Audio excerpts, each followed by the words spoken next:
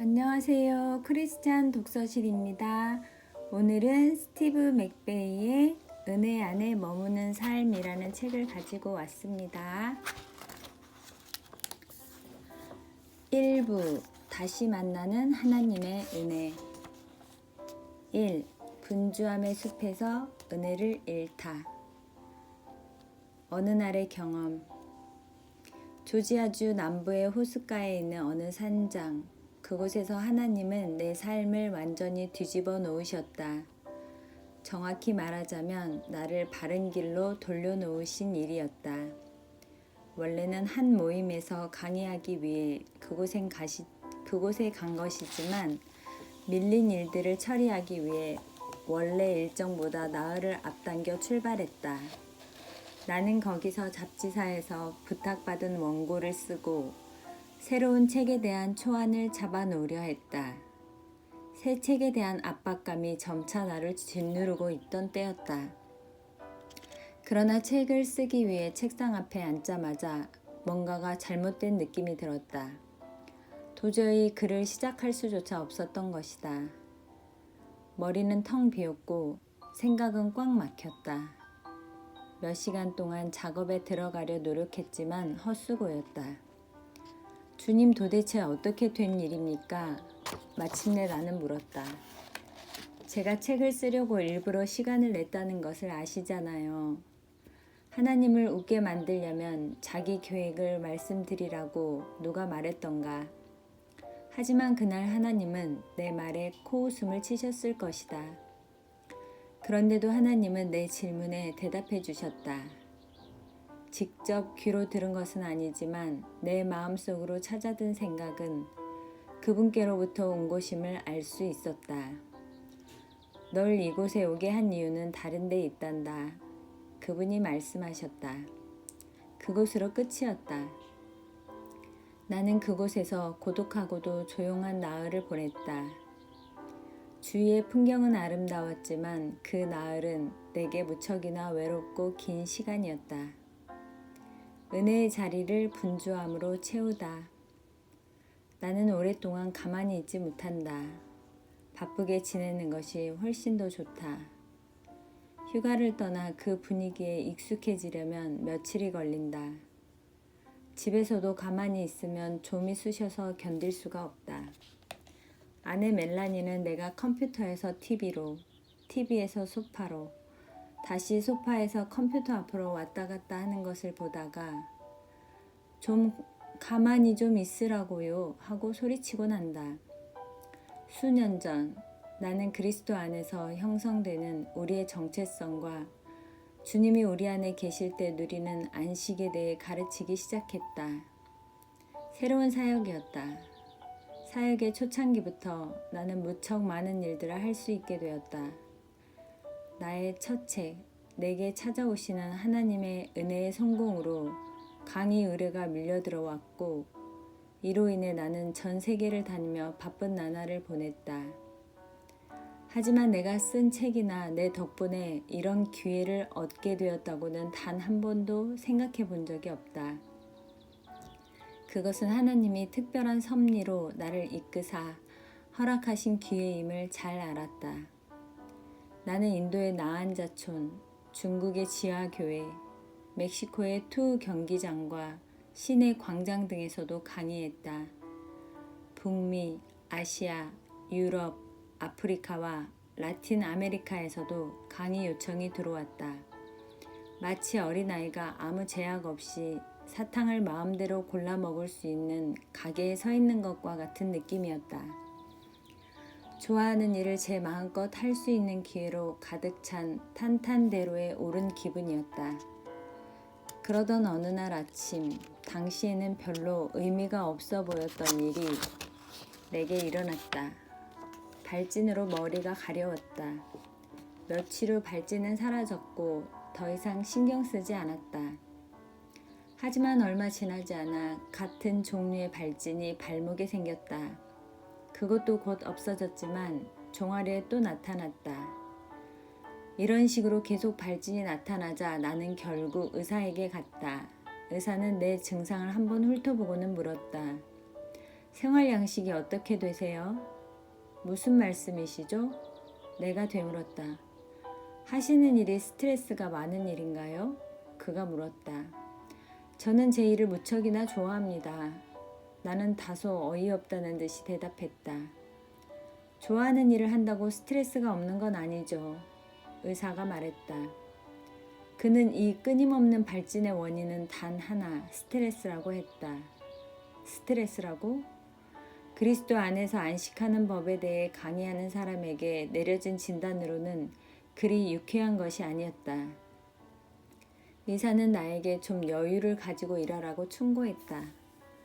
병원을 나오면서 나는 좀 쉬엄쉬엄 일하는 것이 좋겠다고 생각했다. 바쁘게 살다 주님을 놓친다면.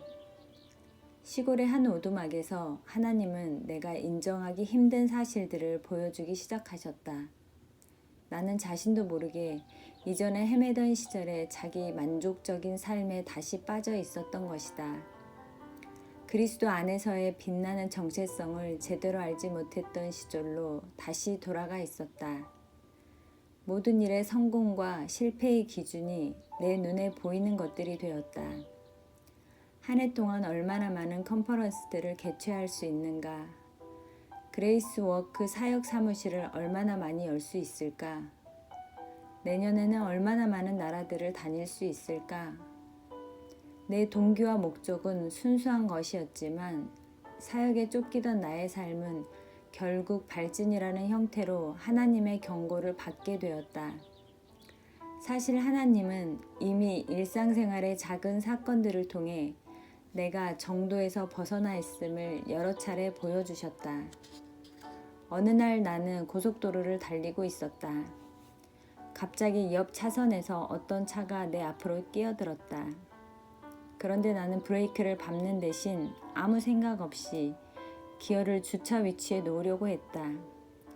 또 우리 사역의 행정 담당자 셔릴의 사무실에 용무가 있어 들어갔다가 내가 그곳에 왜 왔는지 생각이 안 날 때도 종종 있었다. 이 같은 일들이 비일비재했다. 어느 날 아침에는 세면대 앞에 서서 내가 이를 닦았나 고민했던 적도 있었다. 하나님이 그 오두막에서 내게 보여주시는 것들을 기억하고 내 생각을 정리하기 위해 나는 노트북을 꺼내 다음과 같이 썼다. 하나님은 지금 내 삶과 사역의 방향을 재조정하고 계신다. 그분은 내가 그분의 부르심에 더 초점을 맞추기 원하시고 좋은 것이기는 하지만 유익하지 않은 것에 더 이상 주의를 기울이지 않기를 바라신다. 나는 큰 것이 반드시 더 좋은 것이 아니며 미치도록 바쁘기만 한 것은 비생산적인 것이라는 것을 기억해야 한다. 자신에게 오는 기막힌 기회를 모두 받아들일 필요는 없다는 사실을 배워야만 한다. 나는 하나님과 그분의 방법을 더 알고 싶다. 나는 그분과 더욱 친밀한 관계를 맺고 싶다. 나는 그분으로 완전히 가득 차서 중요하지 않은 일은 중요하지 않게 생각할 수 있는 법을 배우고 싶다. 나는 내면 깊숙한 곳에서부터 안식을 누리고 싶다. 여러 잡다한 생각들과 계획, 아이디어들로 머릿속이 가득 차 있으면서 정작 평강을 누리지 못하는 이런 상태는 싫다. 나는 부족함 속에서도 정신적으로나 정서적으로 편안하고 안정된 상태를 누리고 싶다. 나는 하나님의 임재 안에서 기쁨으로 소리치고 싶다. 내가 써놓은 글을 다시 읽자 내 문제가 무엇인지 분명하게 보였다. 나는 예수 그리스도와 더욱 친밀한 관계를 갈망했지만 너무 바쁜 삶의 방식 때문에 그러한 관계가 방해받고 있었다. 사역을 멋지게 이끌고 그리스도인다운 삶을 살아가는데 온 힘을 쏟다 보니 정작 그리스도의 임재가 주는 기쁨은 누리지 못하는 기막힌 상황이었다. 사탄은 고전적인 무기를 사용하고 있었다. 그리스도 자체가 아닌 그리스도인다운 삶에 전념하도록 했던 것이다. 나는 진심으로 하나님을 사랑했지만 예수님과 사랑에 빠진 사람들이 누리는 연합의 참맛을 잠시 잊고 있었다. 당신도 내가 빠진 이 모순에 동감하는가? 우리가 처해 있는 상황은 각기 다르지만 교회는 근본적으로 같은 유혹을 받고 있다. 살아가는 것에 너무 바빠 하나님이 우리에게 약속하신 풍성한 생명을 놓쳐버린 것이다. 분주함의 포로가 된 그리스도인. 예수님은 요한복음 17장 3절에서 영생이란 하나님을 아는 것이라고 말씀하셨다. 마리아가 예수님의 탄생을 고지한 천사의 말을 듣고 나는 남자를 알지 못하는데 어떻게 이런 일이 있겠습니까? 에서 나온 알다라는 단어도 동일한 헬라어다. 이 말은 누군가와 경험하는 친밀한 관계를 의미한다. 하나님은 여러분을 알기 위해 구원하셨다. 하나님은 당신이 이제껏 경험하지 못했던 사랑으로 당신을 사랑하신다. 하나님의 관심은 우리가 상상도 못할 정도로 대단하다. 그러나 대다수의 교회 사람들은 하나님과 사랑의 관계를 맺을 시간이 없다. 할 일이 너무 많은 탓이다. 하나님이 당신을 주님의 신부로 선택하신 데에는 특별한 목적이 있다. 그러므로 사탄이 필사적으로 이 사랑을 경험하지 못하도록 막으려는 것은 당연하다. 하나님이 그분의 신부에게 이 특별한 사랑을 부어주기를 원하시는 만큼 사탄도 이것을 방해하는 일에 적극적이다. 우리를 전면적으로 그리스도로부터 돌이켜 세상을 향하도록 할 수 없다면 사탄은 또 다른 전략으로 우리를 공격한다. 예수 그리스도가 아닌 다른 무엇으로 바쁘게 만드는 것이다. 많은 그리스도인들이 이런 은밀한 공격으로 인해 사탄의 포로가 되었음에도 자신들이 포로라는 사실조차 모른다는 것은 참으로 슬픈 일이다. 그들은 분주함이라는 감옥에 갇혀 있다. 진심으로 영적 성장을 원하지만 자신에게는 왜 아무런 진전이 없는지 당혹스러워한다. 그들이 계속 같은 자리에서 빙빙 돌고 있는 데는 이유가 있다. 감방 안에 갇힌 사람은 그런 식으로 빙빙 도는 것밖에는 할 수 없기 때문이다. 리처드 포스터는 현대 문화에서 사탄이 소음, 분주함, 그리고 군중을 통해 우리를 공격한다고 얘기한다. 이 세 가지가 악한 것은 아니라고 항변하겠지만 우리의 영적인 안녕을 위협하는 것이 될 가능성은 많다. 너무 분주한 나머지 그리스도가 우리 안에, 우리가 그리스도 안에 있다는 사실을 인식하지 못하고 살아간다면 우리는 자신도 모르는 사이에 사탄의 포로가 되어 그 분주함 안에서 빙빙 돌고 있는 것이다. 하나님의 임재는 우리가 이를 악물고 율법적인 훈련을 한다고 경험할 수 있는 것이 아니다. 하나님의 임재는 그리스도 안에 항상 머물러 있는 상태를 의미한다. 주님 안에 머물러 있다는 것은 모든 상황과 순간에서 그리스도가 우리 삶의 근원이심을 알고 그분만을 의지하는 것이다. 우리가 느끼는 모든 부족함은 그리스도를 통해 하나님과 하나 되지 못하는 것에서 비롯된다. 퀘이커교 선교사 토마스 켈리는 그의 책 거룩한 순종에서 다음과 같이 썼다. 우리는 의식 세계에서 동시에 여러 가지를 할 수 있다. 의식의 한 단계에서 우리는 생각하고 토론하고 계산하고 사람을 만나는 등 일상의 모든 필요한 일들을 해나간다. 그러나 동시에 더 깊고 근본적인 단계에서 기도와 찬양으로 예배할 수 있고 우리를 향한 하나님의 거룩한 숨결을 받아들일 수 있다. 켈리는 사람들이 처음 그리스도인이 되었을 때의 상태를 묘사하고 있다.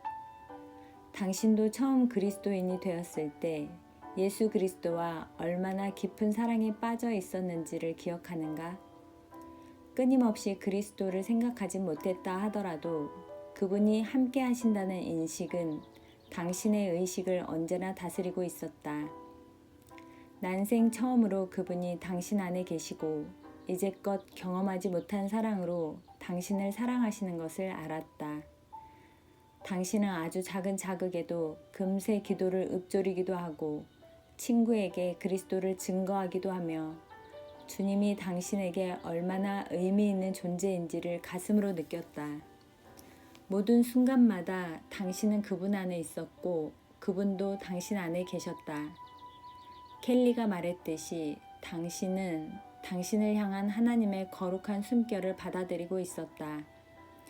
그러나 많은 사람들이 그 믿음을 경험했다가 잃어버렸다. 그리스도로부터 등을 돌려서 그렇게 된 것이 아니다. 의무감 때문에 그렇게 되었다. 그들은 집과 일터, 교회에서 해야 할 많은 일들 때문에 너무 바빠서 그들이 한때 누렸던 그리스도와의 사랑을 놓치고 있다. 이들에게 하나님을 사랑하느냐고 물어보라. 그들은 조금도 주저하지 않고 그렇다고 대답한다.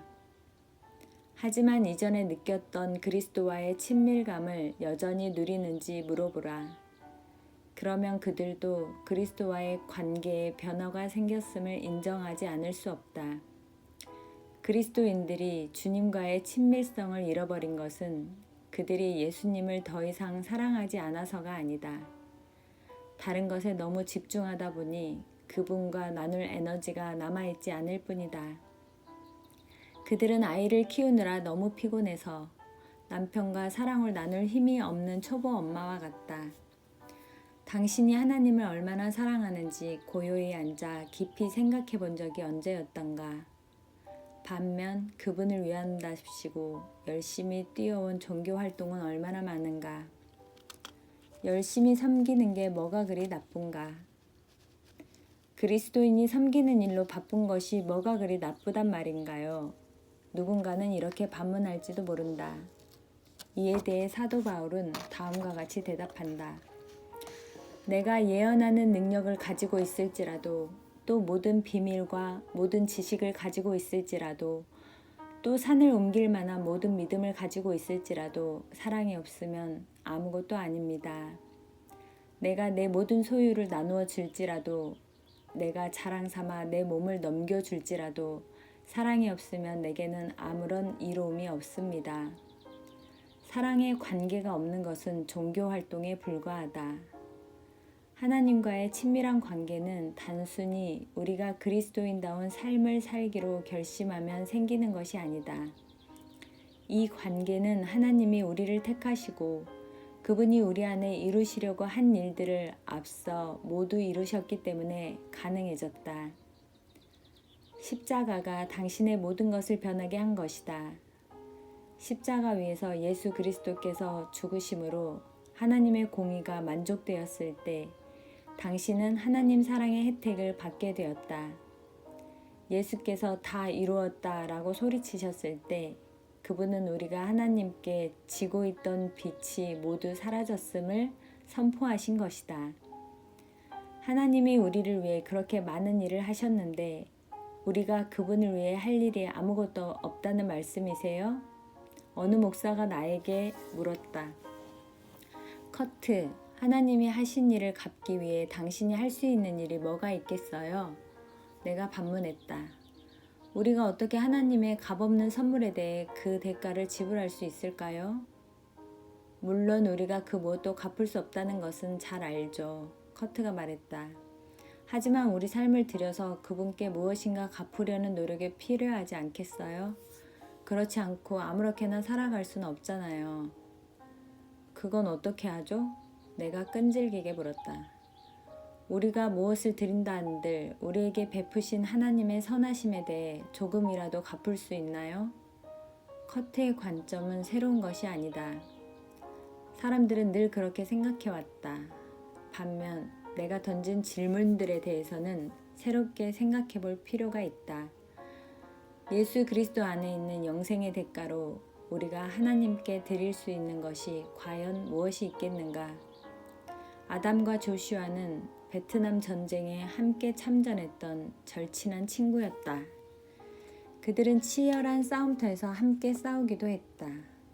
어느 날 아담의 연대가 갑자기 후퇴하는 바람에 아담은 전선에서 홀로 남게 되었다. 그는 부상을 입어 서 있을 수도 없었다. 이러한 사실을 알게 된 조슈아는 퍼붓는 총알을 피해 아담이 절망적으로 누워있는 참호 속으로 뛰어들었다. 조슈아는 아담을 어깨에 둘러매고 아군이 있는 곳으로 뛰어갔다. 아군의 진영으로 거의 다 왔을 때 조슈아는 등에 총을 맞았다. 그는 아군이 있는 참으로 쓰러지다시피 들어갔고 그렇게 해서 둘 다 치료를 받을 수 있었다. 조슈아는 등 수술과 재활치료로 한 달을 병원에서 지냈다.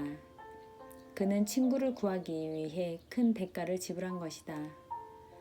하지만 아담은 그러한 대가를 치를 만한 친구였다. 그들은 절친한 친구가 아니었던가. 그 후 그들은 고향으로 돌아왔다. 어느 날 조슈아가 밖에서 집으로 돌아왔는데 아담이 잔디 깎는 기계를 막 트렁크에서 꺼내고 있었다. 뭐 하고 있는 거야? 조슈아가 물었다. 그냥 잔디 좀 깎아주려고 왔어. 아담이 대답했다. 왜? 조슈아가 물었다. 생각해봤는데 네가 베트남에서 내 목숨을 구해줬잖아. 그래서 잔디 깎는 것으로 빚을 좀 갚아볼까 하고. 아담이 말했다. 아담의 말을 듣고 조슈아가 어떤 느낌이 들었을 것이라고 생각하는가? 이 이야기는 실제 있었던 일은 아니다. 우리를 위해 크나큰 희생을 감수한 사람에게 빚을 갚겠다고 하는 작은 행동들이 얼마나 어리석은 일인지 예를 들기 위해 생각해낸 이야기다. 아담이 잔디를 깎음으로 조슈아에게 진 생명의 빚을 조금이나마 갚을 수 있다는 생각은 말도 안 되는 것이다. 아니 오히려 친구를 위해 목숨을 아끼지 않은 조슈아에게 모욕이 될 수도 있다. 조슈아는 잔디 깎는 사람이 필요해서 아담의 생명을 구한 것이 아니다. 그는 친구를 사랑했기 때문에 아담을 구한 것이다. 우리가 갚을 빚은 없다. 인류는 모두 아담의 후손으로 태어나 멸망의 길을 걷고 있다. 하지만 믿는 사람들은 조슈아, 즉 예수 그리스도를 통해 구원을 얻었다. 그리스도는 우리를 위해 생명을 걸었을 뿐 아니라 아예 내어주셨다. 우리가 무엇을 해서 그분께 진 생명의 빚을 갚을 수 있겠는가? 우리가 할 수 있는 일이라고는 그분이 그만큼 우리를 사랑하고 계신다는 사실을 받아들이는 것뿐이다. 그분의 사랑이 우리의 행동을 변화시킬 수 있는가? 물론이다. 그러나 우리의 행동은 그분이 우리에게 행하신 일에 대한 자연스러운 반응일 뿐이지 우리가 무엇인가를 행한다고 우리의 빚이 갚아지는 것은 아니다. 값없는 선물에 대한 값을 치르려고 노력하지 말라. 그렇게 하는 것은 우리가 그 선물의 진정한 가치를 모른다는 사실을 나타낼 뿐이다. 더 나아가서 그것은 그 선물을 주신 분에 대한 모욕이다. 복음이라는 단어는 좋은 소식이라는 의미다. 좋은 소식 중에서도 가장 좋은 소식은 우리가 하나님께 갚을 빚이 사라졌다는 것이다. 무언가를 갚으려는 시도는 하나님과 고용인, 피고용인의 관계를 맺는 것과도 같다. 하나님은 그런 관계를 바라시는 게 아니다. 하나님은 당신이 그분의 사랑을 더 깊이 알고 당신이 그러한 사랑을 받을 만한 존재라는 사실을 깨닫기 원하신다. 당신이 하나님께 무엇인가를 드려야 한다는 생각은 있고 모든 값은 이미 치러졌다는 사실을 믿음으로 받아들이길 바란다. 이 특별한 삶은 하나님께서 당신에게 아무것도 요구하지 않는 삶이다. 그분은 오히려 당신이 완전히 만족스러운 삶을 살기 위해 필요한 모든 것을 주고 싶어 하신다. 당신은 하나님의 사랑을 지금보다 더 받거나 덜 받기 위해 할 수 있는 것이 아무것도 없다.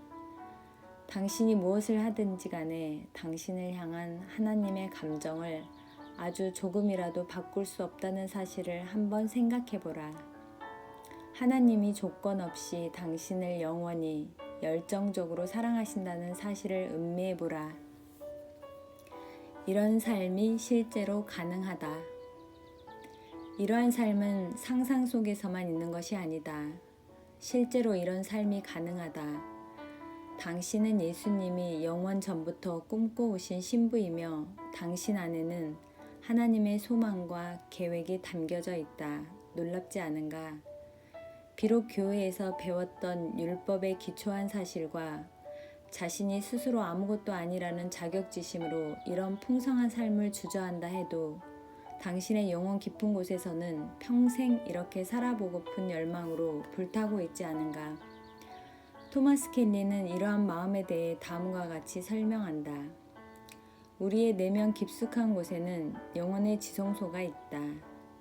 이곳은 거룩한 곳이며 하나님을 만나는 장소다. 그곳에서 우리는 그분의 음성을 듣는다. 우리는 계속적으로 그곳에 돌아가고 싶어 한다. 영원하신 하나님은 우리의 마음속에 계신다. 그분은 시간에 쫓기는 우리의 삶에 다가와 놀라운 운명에 대한 소망을 갖게 하고 영원한 고향으로 우리를 부르신다. 그분의 이러한 초청에 반응하고 기쁨으로 가득 찬 우리의 몸과 영혼을 온전히 빛 대신 그분께 드리게 될 때 참 인생이 시작되는 것이다. 지금까지 내가 묘사한 이러한 경험이 특별한 것이라고 생각하지 않는다. 나는 20년 넘게 한 교회에서 목사로 섬겼으며 1994년 교회 사역을 그만둔 이후에 여러 지역을 다니며 수많은 교회에서 말씀을 전했다. 이러한 경험을 통해 지금의 교회에서는 그리스도와 우리와의 친밀한 사귐이 현저하게 부족하다는 사실을 발견했다. 많은 사람들은 믿음 생활에서 행하지 않으면 안 된다고 믿는 여러 규범들을 의무적으로 행하고 있을 뿐이었다. 우리는 믿음 그 자체의 놀라움을 잃어버렸다. 우리와의 친밀한 관계를 누리기 위해 자신의 생명을 내주신 하나님의 뜨거운 사랑을 잃어버렸다. 나는 하나님을 더욱 사랑할 수 있게 해달라고 수년 동안 기도해왔다. 영적으로 더욱 성숙해지면서 그분을 더욱 사랑하는 유일한 방법은 나를 향한 그분의 사랑을 더 많이 알아가는 것임을 깨달았다. 우리가 사랑하는 것은 하나님이 우리를 먼저 사랑하셨기 때문입니다. 예수 그리스도를 통해 보여주신 하나님의 사랑이 우리를 그분께 이끄는 유일한 방법이다. 당신도 하나님과 친밀하게 동행하고 싶은가? 이제껏 경험했던 그 무엇보다도 하나님과 친밀하게 함께 걷고 싶은 갈망이 내면 깊숙한 곳에서부터 솟아오르지 않는가? 당신이 그렇게 하나님을 갈망하는 것은 그분의 은혜가 당신 안에서 일하신다는 증거다. 불행하게도 많은 사람들이 하나님을 향한 이러한 갈망을 갖고 있지 않다. 그렇지만 당신이 하나님을 갈망하지 않는다면 이 책을 읽고 있지도 않을 것이다. 그분을 갈망하는 것은 우리의 본성이 그래서가 아니다. 하나님이 우리 안에 그런 갈망을 넣어주셨기 때문이다. 그렇기에 그분만이 그 갈급함을 만족시킬 수 있다. 앞에서 얘기했듯 하나님을 더욱 친밀하게 알고 싶다는 것은 하나님이 우리의 삶 속에서 일하고 계신다는 뚜렷한 증거다. 그분은 시작하신 일을 반드시 끝마치실 것이다. 선한 일을 여러분 가운데서 시작하신 분께서 그리스도 예수의 날까지 그 일을 완성하시리라고 나는 확신합니다. 나는 당신이 이 책을 읽을수록 이제껏 바라보지 못했던 새로운 관점으로 하나님의 사랑을 바라보게 되기를 간절히 바란다. 여러분이 기억해야 할 사실은 그리스도인들을 향한 하나님의 사랑을 어떻게 묘사하더라도 그것은 과장이 될 수 없다는 점이다. 주의 사랑은 너무나 크셔서 하늘까지 닿고 주의 신실하심은 창공에 이릅니다. 하나님은 하늘 너머로 팔을 뻗으시면서 우리에게 말씀하신다. 나는 너를 이만큼 사랑한단다. 이렇게 해보라. 유한은 무한을 알 수 없다. 인간의 유한한 말로 하나님의 무한한 사랑을 온전히 설명할 수 없는 것이다. 그러나 성령님은 인간의 언어를 넘어서 우리에게 말씀하신다. 내가 이 책을 통해 알려줄 수 있는 것 훨씬 이상으로 하나님이 당신에게 말씀해 주시도록 나는 기도한다. 이 책을 더 읽기 전에 하나님의 사랑에 대해 당신이 갖고 있던 생각들을 내려놓고 새하얀 백지가 되어 성령님이 직접 러브레터를 쓰실 수 있도록 마음을 열기 바란다. 당신이 하나님의 사랑을 어떻게 느껴왔고 어떻게 상상해 왔든 간에 실제 하나님의 사랑은 그보다 훨씬 크다. 마음과 생각을 활짝 열어 하나님이 당신에게 보여주기 원하시는 모든 것을 받아들이길 바란다. 단지 생각의 변화뿐만 아니라 당신의 마음도 깊은 영향을 받아 하나님의 사랑을 스펀지처럼 흡수할 수 있는 놀라운 변혁이 일어나길 기도한다. 성령께서 당신의 생각과 감정 모두를 만지실 수 있도록 하라. 하나님이 주신 믿음과 갈망으로 인해 그분의 사랑과 열정을 크게 깨달아 영원히 잊을 수 없는 사랑을 경험할 수 있게 되길 바란다. 하나님 사랑의 깊이를 배워갈 때는 성령님과 그 발걸음을 맞추라. 하나님이 진리를 보여주시고 당신의 삶에 역사하시는 순간마다 하나님이 일하실 수 있도록 하자. 다음 장으로 넘어가기 전에 잠시 책을 내려놓고 하늘의 아버지와 교제하는 시간을 가져라. 하나님의 사랑이라는 진리가 그리스도를 통해 당신에게 실제가 될 때까지 잠잠히 그분을 즐거워하라.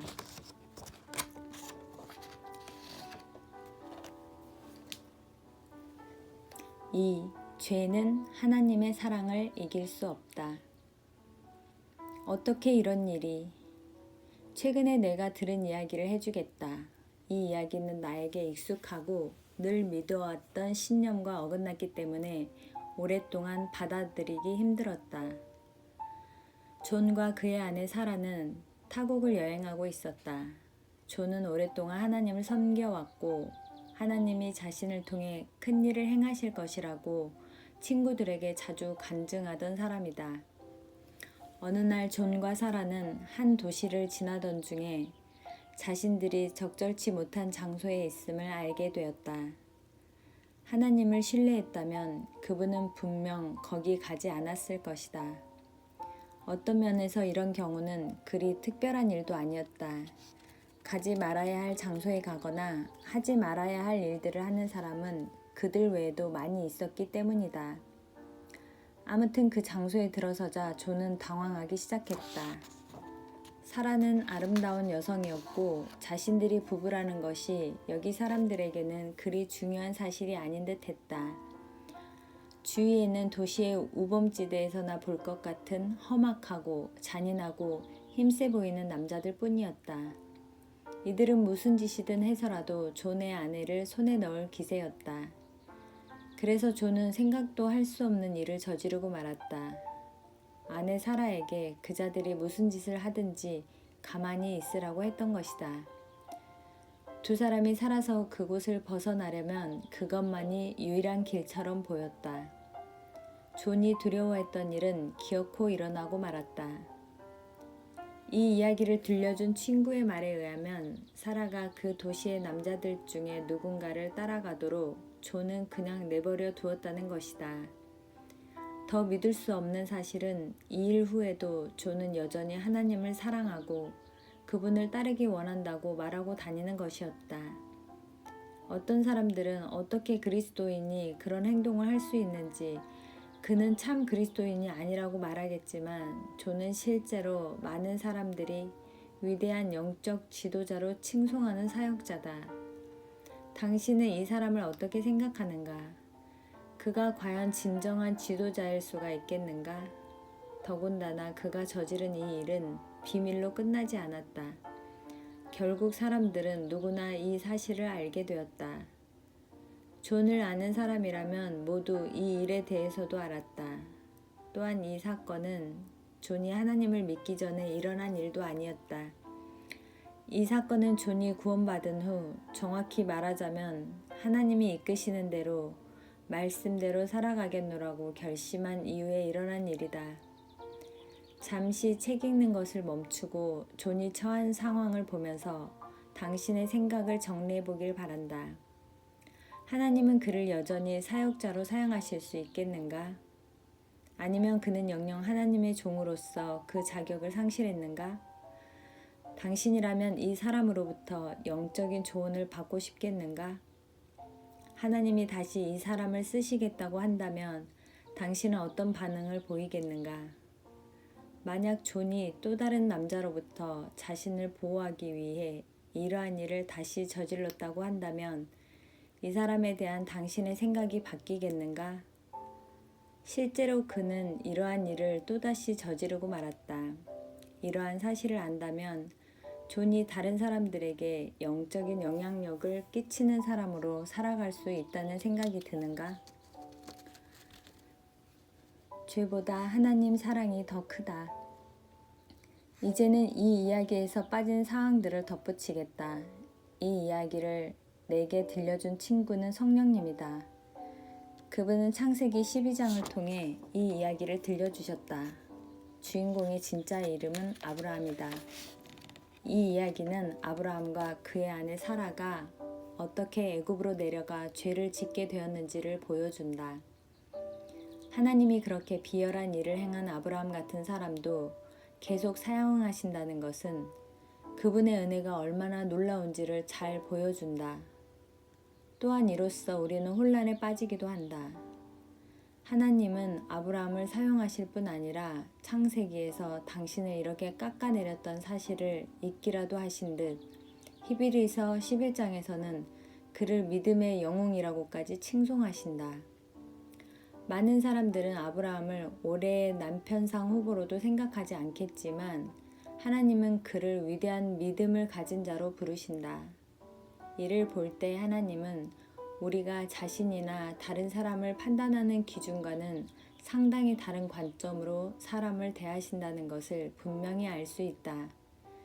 그분은 겉으로 드러나는 행위를 넘어서 우리가 상상하는 것보다 더 깊숙한 내면의 중심을 보신다. 많은 그리스도인들은 수천 년 전에 일어난 그런 일들은 당시의 관점으로만 보고 끝낸다.